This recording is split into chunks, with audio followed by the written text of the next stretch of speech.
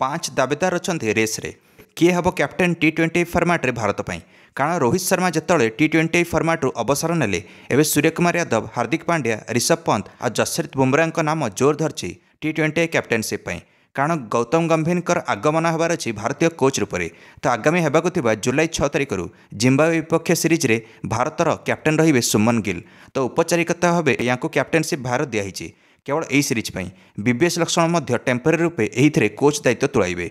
तापर श्रीलंका सीरीज रु permanent captain मिल भारतर टी20 फर्माट्रे आ permanent coach दर्शक बंधु मैंने श्रीलंका सीरीज होबार अच्छी से कोच गौतम गंभीर अधीन नूतन कैप्टेन मिल भारत को टी20 फर्माट्रे। सर्वप्रथम तो हार्दिक पांड्या का नाम जोर धरछि या गुरुत्व दिखाई टी20 कैप्टेनशिप।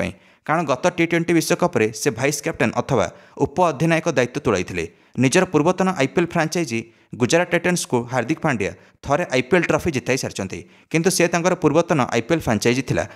तो रोहित शर्मा अनुपस्थित बहुत थर भारत दलर अधिनायक दायित्व तुलाई हार्दिक पांड्या।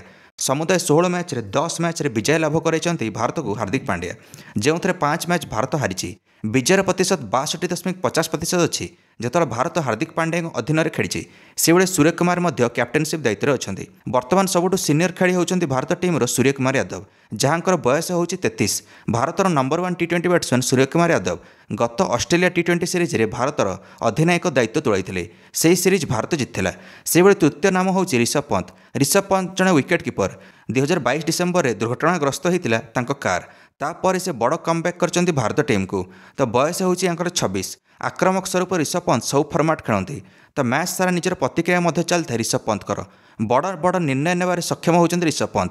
ये दिल्ली कैपिटल्स को 2021 रु कैप्टेनिंग कर कड़ा दावेदार अच्छा। से होती सुमन गिल जे आगामी जिम्बाब्वे टी20 सीरीज रे कैप्टेनशिप दायित्व अच्छा भारतर। सुमन गिल बयस हो 24। गत आईपीएल गुजरात टाइटन्स प्रथम थर पर कैप्टेनशिप दायित्व तुलाई सुमन गिल। से भाई जसप्रीत बुमराह नाम जोर धरछि कैप्टेनशिप जे गत टी20 विश्वकप प्लेयर ऑफ द टूर्नामेंट पाई। प्रथम थर गोटे fast bowler player of the tournament पाइले टी20 विश्वकप। तो रोहित शर्मा, विराट कोहली अनुपस्थित जसप्रीत बुमराह अनुभव बहुत कम आसो भारत को, खास करके टी20 फर्माट्रे। से भाई लिस्ट शेष नंबर ना अच्छी श्रेयस अय्यर। बर्तमान से टी20 फर्माट नहांती आ बीसीसीआई कॉन्ट्रैक्ट बाद पड़ते। किंतु 2024 आईपीएल केकेआर को जिताइला परे श्रेयस अय्यर का नाम बहुत ऊपर को आसी। एबे यह कथा पड़ी जे क्या बनाहब आगामी टी20 कैप्टेन। कारण 2026 टी20 विश्वकप अच्छी से भारत में। गत 50 विश्वकप तो भारत हारी जाइथिला आम भारत माटी। एबे आगामी होगाक टी20 विश्वकप भारत निश्चिंत जितु आम भारत में। तो आपण कौन लगुच क्या बनाया दरकार आगामी टी20 कैप्टेन? सुमन गिल, ऋषभ पंत, हार्दिक पांड्या, सूर्यकुमार यादव, श्रेयस अय्यर ना जसप्रीत बुमराह?